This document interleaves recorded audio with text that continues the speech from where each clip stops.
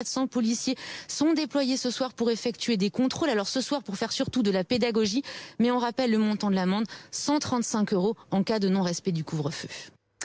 Jean-Christophe, bon, on voit bien, hein, les Français ont pris leurs dispositions, ils s'organisent, il n'y a personne, en tout cas là dans les rues du 15e arrondissement. C'est plus moralement que c'est compliqué.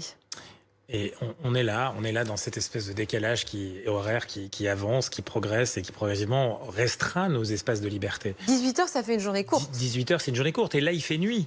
Imaginez cet effet-là, dans quelques semaines, même dans 3 semaines, on aura un horaire de l'arrivée de la nuit qui sera un peu plus tardif. Donc on aura les rideaux qui baisseront, il fera encore jour. Donc et il faudra rentrer à la maison. Et c'est quand même un effort qui est certes réalisé, encore une fois, dans cet esprit, et vous l'avez très bien décrit, de trouver la bonne solution.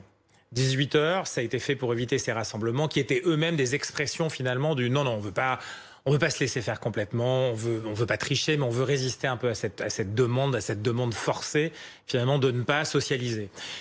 Là, pour le coup, avant 18 h, ça va être compliqué parce que aller prendre l'apéro, excusez-moi de le dire comme ça, mais avant 18 h, j'en connais pas beaucoup. Et puis, il y a du travail, il y a les courses. On voit des effets déjà. C'est-à-dire que ce week-end, on a rempli les rues, rempli les magasins dans une période où il faut quand même trouver le moyen de s'organiser pour alimenter sa famille, pour faire des achats qui sont nécessaires à ce moment-là. C'est quelque chose qui est complexe. Et on n'a pas la garantie, vous le disiez, on n'a pas la certitude de l'avancée sanitaire à travers ça.